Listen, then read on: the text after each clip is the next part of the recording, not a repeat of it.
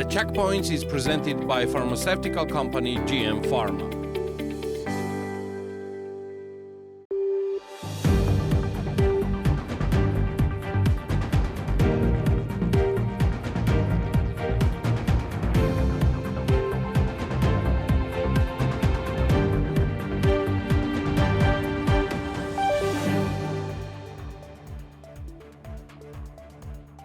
We are deeply concerned about the bill that is being considered in the Georgian legislature. Anthony Blinken is watching it very closely, said Matthew Miller, the spokesperson of the U.S. State Department. He reiterated his concerns about the Foreign Influence Transparency Bill, noting that since it is still a bill, he would not comment on retaliatory measures. Robin Danigan, U.S. Ambassador Extraordinary and Plenipotentiary to Georgia, responds to the recent developments in Georgia on Russian law, noting that they have invited senior members of the Georgian government to engage directly with the most senior leaders in the United States to discuss the strategic partnership and any concerns with U.S. assistance. According to her, the Georgian side chose not to accept this invitation. The Ministry of Foreign Affairs on Thursday said the country's Prime Minister, Irakli Gobakidze, was invited to the United States with the precondition to temporarily suspend the parliamentary discussions on the controversial domestic bill on transparency of foreign influence, which is not in line with the spirit of partnership. The implementation of the visit with preconditions does not correspond to the spirit of partnership, which should be based on mutual respect and trust, for which the Georgian authorities submitted a detailed explanation to the U.S. ambassador, the office noted. President of the EU Commission, Ursula von der Leyen, said she is following the situation in Georgia with great concern and condemns the violence on the streets of Tbilisi. The Georgian people want a European future for their country. Georgia is at a crossroads. It should stay the course on the road to Europe, von der Leyen tweeted. This is The Checkpoints. I'm Elena Gvangelashvili, author and the host of the show, and the Checkpoints team is ready to sum up Business and Economics Week for you. The 57th annual meeting of the Asian Development Bank has been officially opened in the Georgian capital city of Tbilisi, with nearly 70 events covering connectivity, climate change, capital market development, artificial intelligence, and green globalization. Running between Thursday and Sunday, the four-day event has attracted about 3,000 delegates, including ADB senior management, policymakers, private sector representatives, and leading development thinkers from Asia and the Pacific. With the theme Bridge to the Future, the event will serve as a premier platform to address key economic and development issues for the region. The Checkpoint sat down with Woo Chung ADB's Managing Director General, for an interview. Thank you for being with us and taking our questions. So what have been the main takeaways so far from the annual meeting here in Tbilisi? So first of all, thank you very much for inviting me, and also thank the government of Georgia for hosting this annual meeting, the 57th annual meeting of the ADB's Board of Governors. So every year we get together, bring in the governors of all the member countries to one place, and we talk about what we've done in the past 1 year and then what we intend to do in the next 1 year, and bring in the stakeholders to discuss and be on the same page in the vision and implementation of ADB's work. So this year's theme is about Bridge to the Future. So that means we're coming from development work for the last 50 plus years, and then, as you know, we just come out of the COVID-19. So what is the future as we shift towards prosperity, sustainability, inclusiveness, and resilience for all our developing member countries? And we do that by making a major shift towards doing more climate change related work, because every country needs to be contributing to decarbonization, but also every country needs to build its resilience against climate change. And second shift is about private sector shift, because we have an annual lending of 26 billion up to last year. But now with the new and improved capital optimization, we can lend up to $36 billion a year. But that's not enough money to do all the development work across the Asia and the Pacific region. So the only way for us to go from billions to trillion is to mobilize private capital. So the second shift is private sector capital, and we're discussing various aspects of those two shifts with the governors, the public sector agencies, private sector companies, banks, civil society organizations, think tanks, and academia, so that we can crowd in the wisdom from everyone and money from everyone to make Asia and the Pacific a much better place to go. So what is the logic of specific topics that you will be covering during this annual meeting, and how do these topics make this final puzzle that you want to build, which is a bridge to the future? Because I saw that the meetings and panels will be discussing like capital markets development, green transition, also the middle corridor, which is very important in light of Russia's war in Ukraine, and also the COVID pandemic, which has disrupted this supply chains. So there are many different knowledge events that's happening across the next few days. A big chunk of those seminars and meetings are focused on climate change. How do we promote low carbon, green economic development opportunities by providing more renewable energy projects and energy efficiency? And also at the same time, we do have a lot of activities related to climate adaptation. So how do we build climate adaptation, resilience for various countries and at the project level as well? And then there are various tools through which that we can actually enable. So one is, like I mentioned, private sector mobilization. And the second thing is we also need to harness the digital technology, AI, so that we can improve the way we do business much, much better. So for example, when we do transport systems, how do we build an intelligent transport system using AI platform? So that's one of the topics that's being discussed. We always have a topic related to gender mainstreaming, so that we can make sure that 50% of the population benefits and also contributes to the development work. So that's also part of it. And we have a series of civil society related meetings, and those, we call that the civil society program. And those are designed and run by the civil society organizations. Of course, with ADB participants, private sector participants, the governments all join in, so that we give them the platform to be free-spirited, to talk about any topic under the overall theme of the bridging to the future.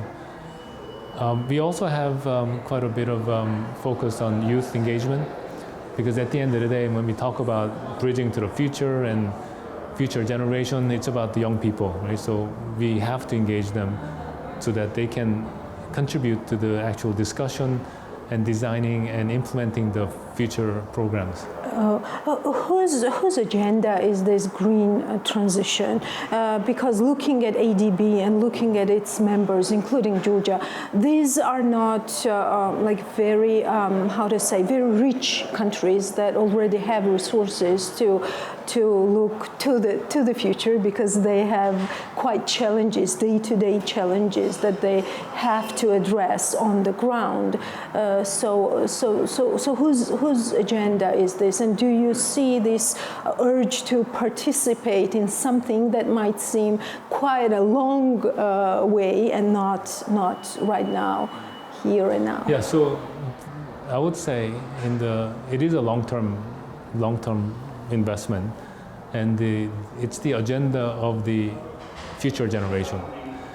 Unless we do actions now, we cannot change the course of the world's development in a way that's sustainable and that ensures that the planet is still there, that's livable, and the healthy and beautiful planet that we live on, we want to leave that to the children and grandchildren. So in order to do that, we need to mobilize all of the communities around the world, both the developed countries, where they have financial resources, and developing countries, which are benefiting through the development support. and also the private sector, who are actually looking for business opportunity and yet do the great things for the planet.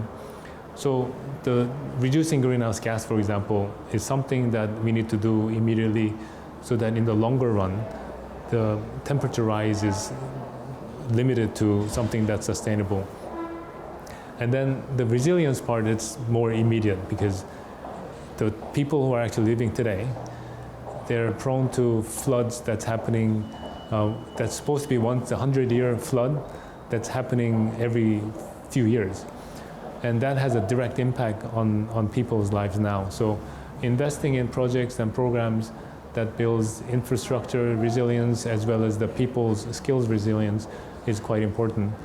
And we also have a huge program on educating the future too. So in order for the future to be sustained, we need to have young people who are properly educated so that they can sustain the work they do in the future. So what would be some of the measurable outcomes that you want to see as a result of this gathering and as a result of this meeting, since we are talking about the long-term goals that you will be discussing here in Tbilisi? Yeah, so the measurable outcome is an agreement of all the stakeholders, especially led by the 68 member country, to be able to agree that ADB's development agenda is on the right path. So shift to the climate, shift to private sector, and our capital optimization process that we've developed to get the endorsement from the shareholders, so that we can implement these programs in the next 1 year until we meet again next year in May 2025. I know that you are very tight on schedule. Thank you for being with us. And my last question, I would like us to remind what the mandate and what the structure of ADB is in general, because you mentioned civil society several times, and civil society has addressed recently ADB to comment on recent events that are unfolding on Rustaveli Avenue. So I just want us to remind what type of structure is ADB, what is its mandate, and why you are here today, and what you are discussing with not only just the government, but all the stakeholders that are involved and delegates also that are involved in these meetings for this period of time, 2 to 5 May. No, so our mandate has always been to eliminate poverty in our region. That means building infrastructure, building social infrastructure, health education facilities, educating people, providing proper government strengthening to have an institutional framework that's sustainable. But in the recent times, we recognize that the climate change is an important issue that we must tackle. So climate change and development need to work together to achieve the ultimate poverty eradication. So in order for us to do this, the government sector has to be involved, private sector has to be involved, academia as well as the civil society, who can provide us feedback on what we're doing. So we need to hear from everybody. Many times we might not agree on everything, which is good. If you don't want a discussion where everyone agrees all the time, that means you're not adding value to each other. So you want some opposing views. So based on those, we take the right path, which is optimal. So we can bridge to the future, to next 100 years. So what would be your main message? What do you want to be the main takeaway from this, our short interview? And thank you again for that, and also for this 3 days. My main message is that everybody needs to work together. It's really urgent that we do, because we're not competing against each other. Private sector, public sector, civil society, we're not competing with each other. Our competition is against time, because the longer it takes for us to get a proper handle on climate change, more difficult it is for us to have a prosperous future. So the race is against time, not with each other. So let's all work together in a peaceful and harmonious way. but with a very strong vision so that we can actually take the sustainable future in coming years. Thank you so much. Thank you. Thank you. The pro-democracy civil society organizations of Georgia sent an open letter to ADB stating that they would like to extend a warm welcome to the participants of the 57th annual meeting of the Asian Development Bank, which is taking place from May 2 to 5, 2024, and particularly welcome their civil society colleagues and partners from the region who are tirelessly working to promote democracy, human rights, and sustainable development. Civil society organizations of Georgia urge the ADB delegates as they gather in Tbilisi to examine climate change, artificial intelligence, and green globalization issues to be respectful of the fight of Georgian people, both young and old, to freely determine their country's future development trajectory and to achieve a democratic, inclusive, resilient, prosperous, and sustainable Georgia. According to NGOs, as all Georgians standing in the streets today, they are proud of their history, culture, and hospitality, and would like to share this with all our guests. At the same time, it is important for them that the esteemed guests underscore the importance of protecting and promoting human rights and fundamental freedoms by the ADB member governments, by engaging in difficult discussions with the representatives of the government of Georgia, by refusing to take part in explicitly celebratory activities, and by issuing a clear statement on where the ADB stands when it comes to the right of people to freely express their views and demand accountability from their government. Let us hear business community voices on Russian law. Natia Taktakishvili has wrapped up statements of business representatives to this point. Soso Pkhakadze, co-founder of Visual Group and president of Business Association of Georgia, declares that as a result of the government's efforts, Georgia has come closer to Europe than ever before. This is how the businessman responds to the events related to the Russian law on social media.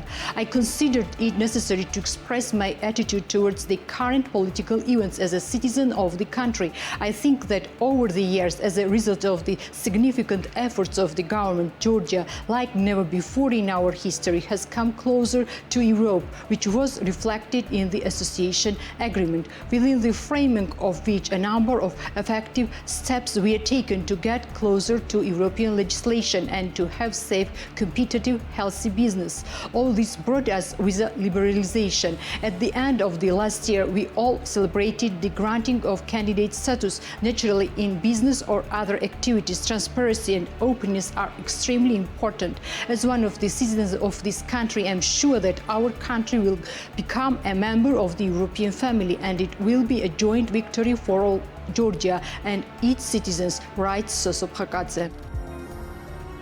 Tamas Daushvili, economist and manager partner of DIO, deeply believes that the draft law on transparency of foreign influence has nothing in common with transparency. The businessman wrote about it on the social media. I deeply believe that Georgia does not need this law either today or tomorrow. This law has nothing in common with transparency.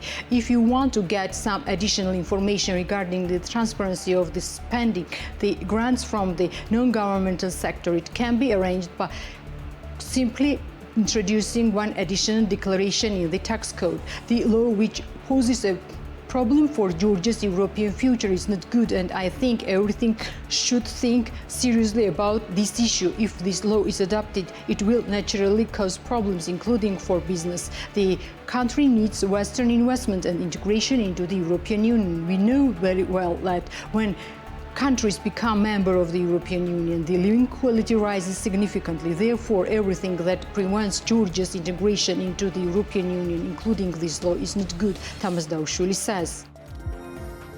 Georgian business is European. It works in an European way, and it has nothing to hide from the Georgian people, businessman Banu Chkhartishvili told TV company Imedi. According to Chkhartishvili, the government is doing everything to strengthen Georgia's historic European choice. The government's doors are open for business, which is demonstrated in the government's support for businessmen's initiatives and working together on a favorable legislative environment, as well as in the implementation of business promotion campaigns. It's a fact that during their rule, the association agreement with the European Union was signed. Visa liberalization, the free trade regime was put into effect and the EU candidate status was accepted. We are also convinced that the shortest way to EU membership is to strengthen our sovereignty. It's also the shortest way to strengthen our business, increase employment and prosperity, without which we simply cannot become a full-fledged partner of Europe. Being a member of the big family of European Union means peace, stability, and of course open and transparently doing public affairs together, the businessman said. Kah Khazaradze, the chairman of supervisory board of ICR Group, appeals to the businesses. Don't join the list of those businessmen who preferred money to the future of their children. He wrote about this on his personal Facebook page. I mainly address businessmen. If you don't like my statement, please remove me from your friends. I wrote a post a week ago and tried to be as reserved as possible. Now I am writing for those who did not understand my previous statement. The rally organized by the government showed us that does not the one man want and what interest does he serve, where he wants to drag the country. Today, a wise person who loves his family, friends, homeland, and most importantly feels responsible for his children. Silence is betrayal. Take a tangible step, fix your position, and don't join to the list of businessmen who preferred money and property to the future of their children, Kah Khazaradze writes. General Director of Orbi Group, Irakli Karuhalidze, declares that transparency is the important cornerstone on which we can build new approaches, which will be the key of our future generation young people interested in business. The businessman publishes his position on the social media. Georgia is on the right path of economic development. The interest in the Georgian market on the part of European countries and other leading states is growing every day, which is due to the correct and pragmatic economic policy and directly indicates the freedom of business. Step by step, Georgia is achieving success in many directions, and this is primarily beneficial for business operating in the country to create economic welfare. On the way to the country's development, transparent, case-oriented, and effective communication between business and government should also be emphasized. In general, transparency is an important cornerstone to build new approaches that will be key to our next generation of business-minded young people in the Western business world. We are sure that the European future granted by the Constitution of Georgia will give them absolutely different opportunities. Georgia's path is to Europe, Irakli Karuhalidze wrote on his personal Facebook page. The founder of Al-Ali, Gocha Guinepadze, states that the adoption of this law is unacceptable. When the country is so close to the European Union, I don't go into the content of the Russian law. I don't have the relevant skills, but I know that the country has been trying to join the European Union for the last 30 years. When your partners, including the European Union and the USA, say not to adopt this law, we should listen to them.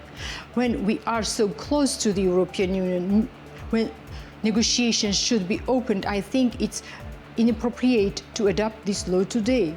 The law raises a lot of questions when you look at both well-wishers and enemies from the same point of view, said the businessman. Zaza Gogotishvili, the founder of construction company Anagi, declares that an environment where important processes are not transparent may have a very negative impact on the country's stability and pose a threat to Georgia's European future. For me, as a Georgian businessman who has been operating on the market for 35 years, Europe and European values always will be a choice. Therefore, I understood very well the price of peace and stability that Georgia has gained over the time. An environment where important processes are not transparent may have a very negative impact on the country's stability and threaten the European future of Georgia. The Western future with stability and transparency are one of the main values, wrote Zaza Gogotishvili, the founder of Anagi. Mindia Sabanadze, the founder and chairman of the supervisory board of American holding company IG International joins the group of businessmen who believe that the business environment in the country has never been as free and transparent as it is now. I would like to state my position regarding the current events. The activity of our company counts for many years. The business was developed during the different political administrations. In the wake of the country's development, we faced many challenges and difficulties. In recent years, the economy of Georgia has been growing dynamically. The business environment has never been as free and transparent as it is now.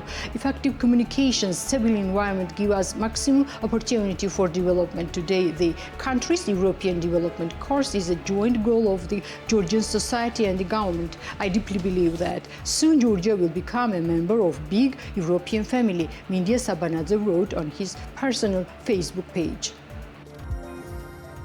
The founder of Kakadian traditional winemaking, Zurab Chkhaidze, declares that the current government has won several wars to strengthen the Western course and the country has a stable, transparent, free business environment. Western values are the cornerstone that unites every citizen of our country. Europe is not our choice, but our heritage. It's a historical achievement that we must take care and strengthen. Today, Georgia is a country with a stable, transparent, free business environment, which is confirmed by numerous international studies. Business in the country has reached the stage of cooperation with the state when important decisions are made based on mutual agreements. There are tax benefits, small and medium-sized business promotion programs, which are the main indicators of growth of Georgian economy. More transparency and stability will only bring us closer to European values, reads the statement of the businessman, which was published on the company's Facebook page. Ilya Zulaya, the founder of construction company Arki, states that transparency is important in many sectors, including the non-governmental organizations. According to him, one of the main values of Europe is transparency. The goal of the absolute majority of Georgian people is to become a part of big European family. The current government has taken a number of important steps, signing the association agreement, visa liberalization, obtaining the candidate status for joining the European Union.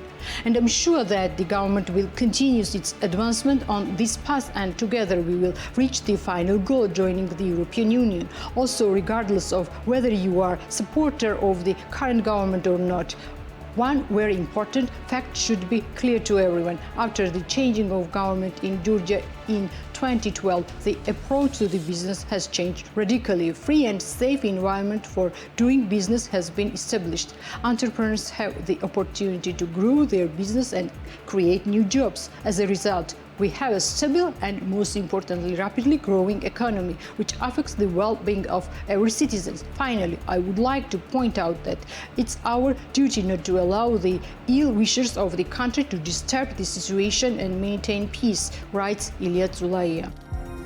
Fadi Asli, chairman of the Georgian National Committee of the International Chamber of Commerce, published an open letter regarding the foreign agents law, also known as the Russian law, stating that enactment of this law by the Georgian government will trigger a series of adverse consequences that will profoundly impact the business environment, the economy, and the overall prosperity of Georgia. More in our interview with Fadi Asli.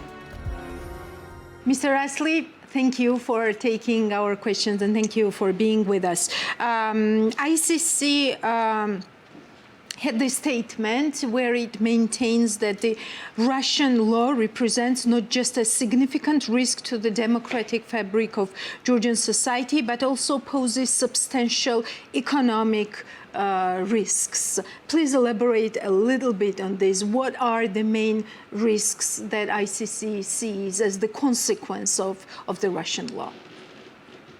First of all, you know, when you eliminate the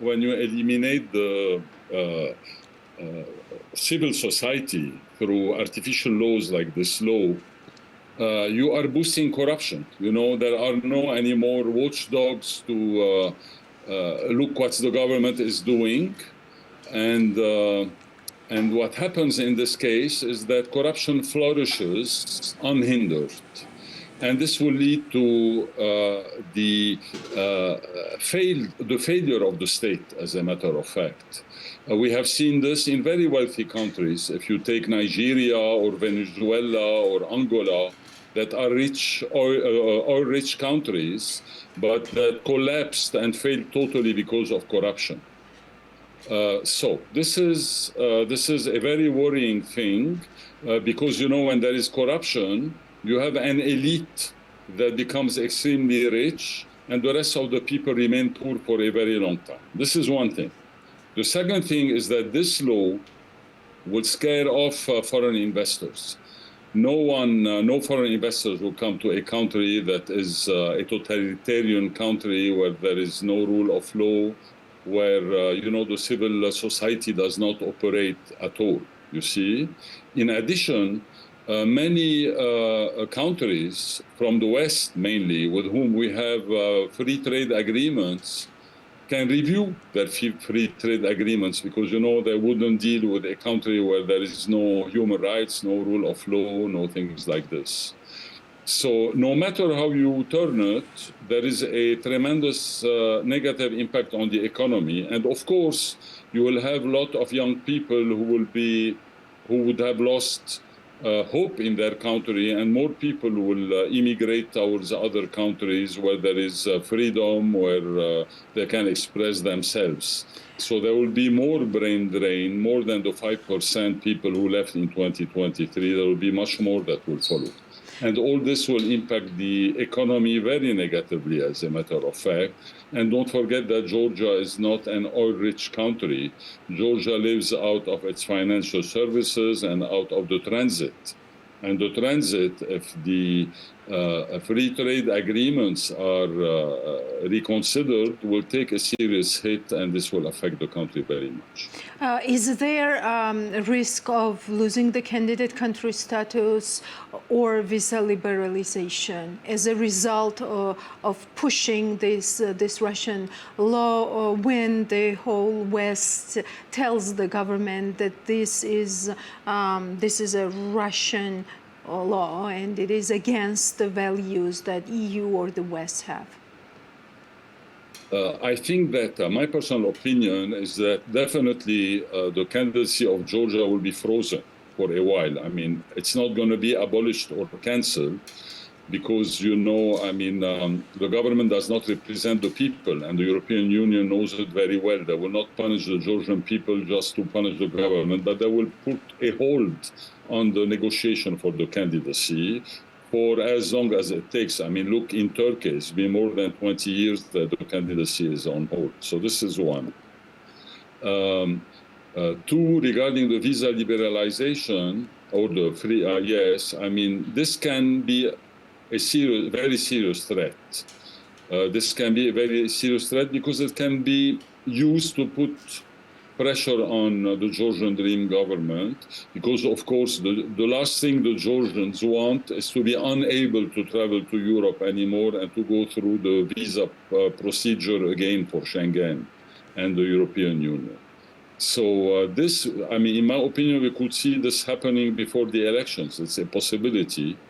And this would be terrible for the Georgians. I mean, think how many Georgians want to go work in the EU, etc. They will be unable anymore to do it. And probably those who are there will be repatriated to Georgia as well when there will be a visa regime. So this is pretty serious. Do you think individual sanctions might be the way that the EU and the West go further in regards to the GD members?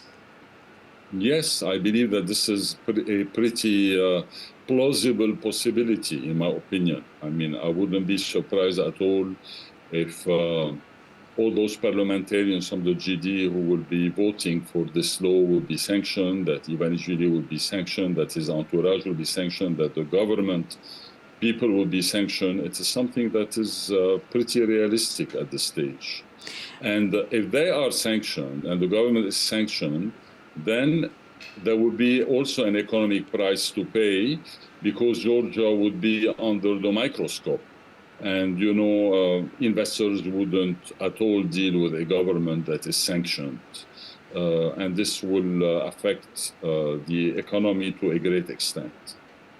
In the press release, you say that it aims at alerting Georgians about the risks and dangers that they will be facing once the law is adopted. Who needs to be alerted, Fadi? I mean, is it not very transparent and clear what the aim of such type of legislation might be? And we hear all types of explanations of what Russian law could bring to Georgia from the friends of Georgia, from the strategic partners of Georgia.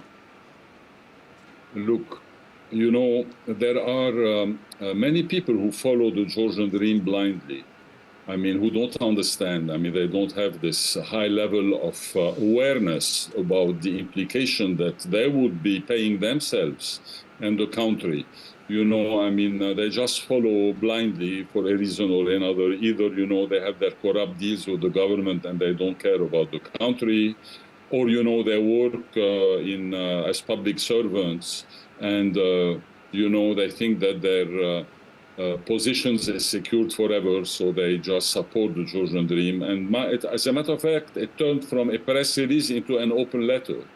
And this open letter is to all those guys. I mean, so at least someone would speak openly to them ahead of time, okay, so they know where they are heading. And for history, you know, I wrote this letter for history, like I wrote other letters for history in the past. But as the French proverb says, no one is more deaf than the person who doesn't want to listen. And those guys, they don't want to listen because they have their vested interests. Even, you know, I mean, some of the Georgian business people, businessmen, you know, they don't care. I mean, for them, it's a matter of making money. They don't care about the future of their country, which direction it goes. And this is really very regrettable because, you know, you realize the bottom line that the Georgians or some of the Georgians are only patriotic around the Supra. They raise their toast for Georgia, but when you remove the Supra, they would sell their country for 1 lari. Fadi, is there time for this approach, like nothing personal, just business?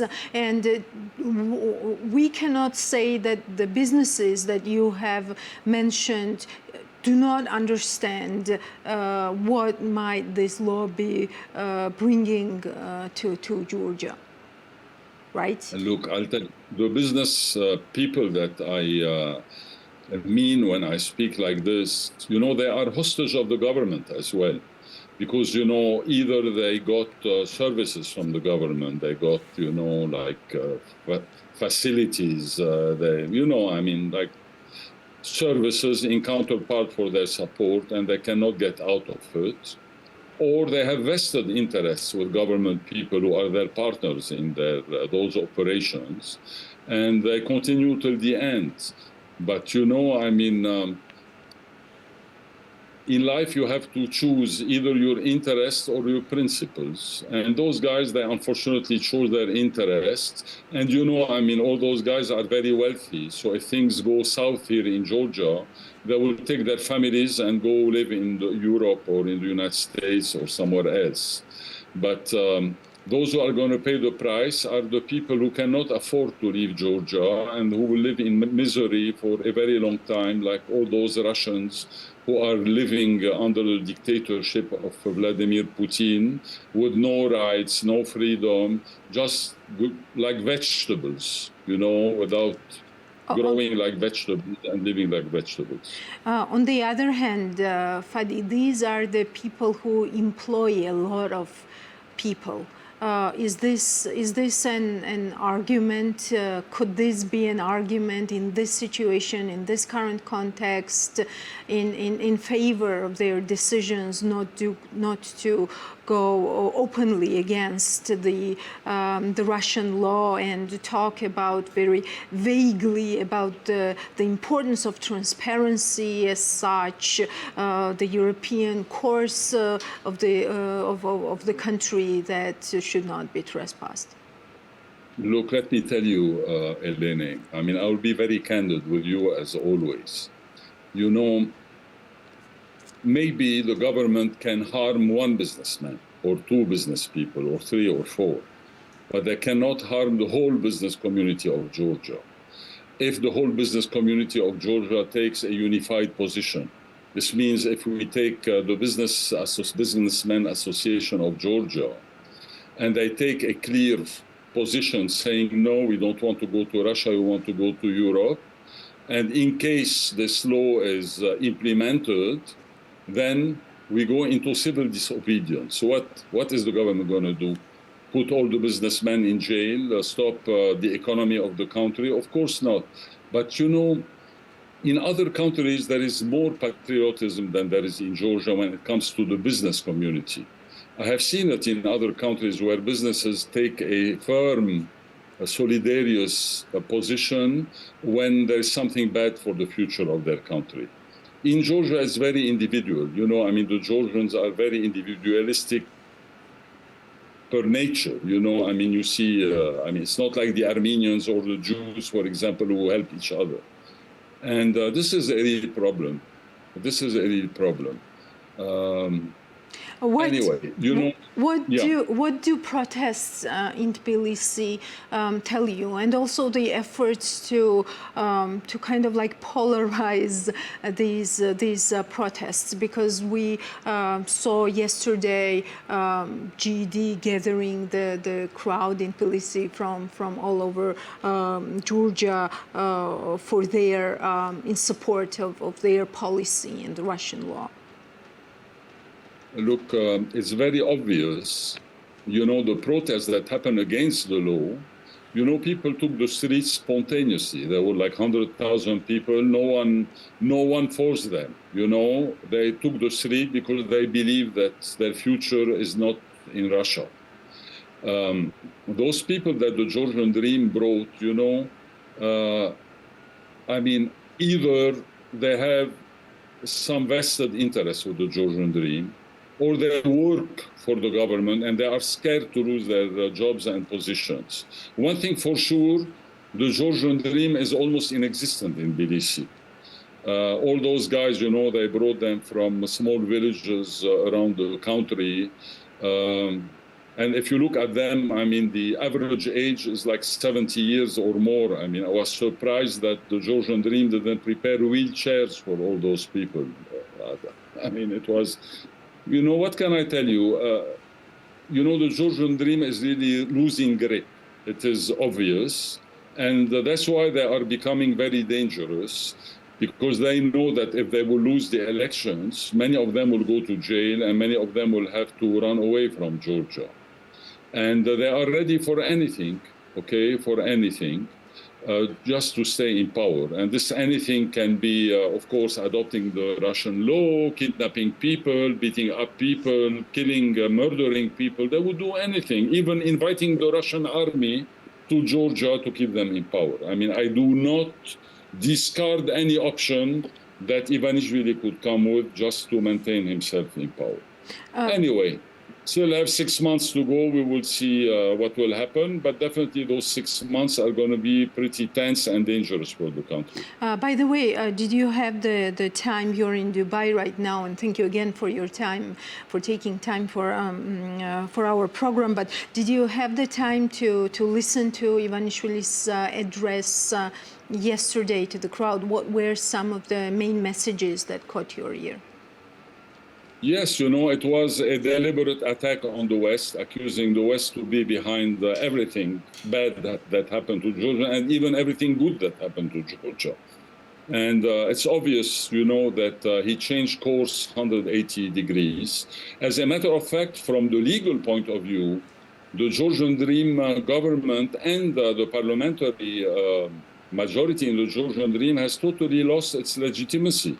Because if you remember very well, in 2020, before the October elections, the program of the Georgian Dream that was presented by Irakli Kobakhidze, was the chairman of the party at that time, was all based on the European values. It was a European program. I mean, everything was about going to Europe, etc. So, I mean, you can read it. It's very clear. I read it. And today, There is nothing that remains from this program. They have changed course, and now they're taking the country to Russia. This means that if they were their constituents elected them for a European program, and they are implementing a Russian program. This means they have no legitimacy. I mean, from the legal point of view, they are totally illegitimate. And therefore, you can consider their attitude and their decisions to be a coup d'etat. It's a coup d'etat. It's as simple as that, okay? A coup d'etat on their own constituents, a coup d'etat on the country. And this is where we stand today. This ICC or in the open letter, you maintain that the law contravenes the Georgian constitution and also international legal obligations that are related to freedom of expression and association. What path is that for Georgia, and where shall it lead Georgia in the future if this law is actually passed, and we hear from the Georgian Dream that they are going to pass the law? Yes, they will pass the law. If by miracle the Georgian Dream wins the elections, which I doubt very much, really, this is my opinion. I mean, I don't see how they can win the elections, even if they force them. But let's assume that they win the elections and they are again for 4 years in power. This will put Georgia totally at the edge of the international community. I mean, we will be like, one of those failed countries that no one wants to touch, and people, the international community will totally ignore Georgia. My personal belief is that Bidzina Ivanishvili think that he is more intelligent than he really is. This is my opinion. And that he is playing a game much bigger than himself. It's a geopolitical game between the West and Russia, and Bidzina Ivanishvili inserted himself, or was inserted by the Russians to play this game. In my opinion, he will be crushed by the machine. This is my personal opinion. Georgia is too small. Bidzina Ivanishvili is $5 billion, which at the scale of superpowers is a grain of sand on a beach. It's absolutely nothing. And they can make his life impossible, and the life of his children and his companies, with sanctions, so he's playing a game much bigger than himself, and he thinks that he is smarter than he really is. This is my personal opinion. He's going to hurt himself a lot, and he's going to hurt Georgia by the same token a lot as well while he's doing this. Fadi, do you think there is time for silence, for not taking sides, for vague statements? Because we haven't heard, for example, our ambassadors in Western countries. We do not hear any criticism for IFIs who continue to work with the Georgian government, and of course I understand for Georgian people, but still, you already mentioned business community and who else, you name it. Look, let me tell you, the IFIs will not take position, because the IFIs, the large ones, are owned by states, by countries, by foreign governments.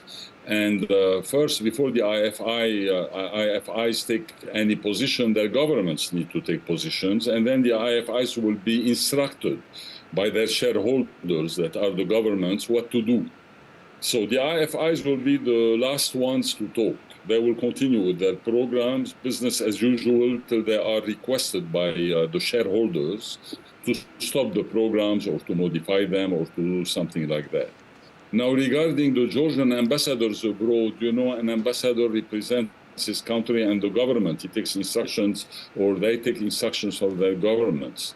So, of course, it would make sense, especially for the ambassadors, Georgian ambassadors that are posted in the West, to resign. Because, what can they defend the indefensible? It is impossible. It's a very difficult position for them.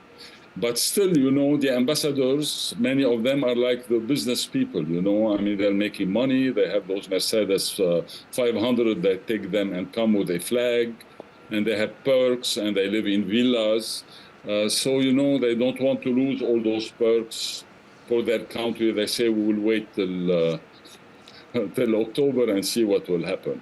Unfortunately, this is very Georgian mentality, and it's very regrettable. Yeah. And let us wrap up our conversation. What do you want your message to be, and who would you like to address this message? What do you want to be the main takeaway from this interview for our viewers? Look, I mean, I appeal to the sense of patriotism of every Georgian. The Georgians, they love their country, at least around the Supra, as I always say. And they need, we are at a crossroad that either we're going to become a normal country, a prosperous country with a high GDP per capita, or we're going to be like a failed country under the umbrella and the boot of Russia.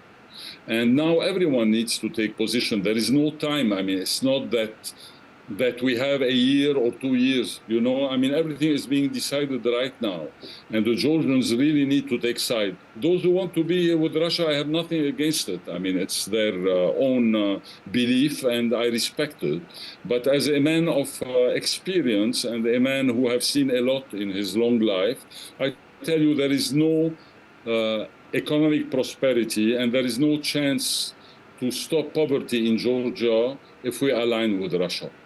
We will remain poor for decades, if not centuries. So this is my message for every Georgian to think to themselves and to put the interests of their country before their own petty interest and money interest and job interest for the future of their children and grandchildren. Thank you so much, Fadim. Thank you for this very interesting interview. And that's all for today. We'll meet next Sunday, 11 a.m. sharp. Before that, have a good Easter and no to Russian law. The Checkpoints is presented by pharmaceutical company GM Pharma.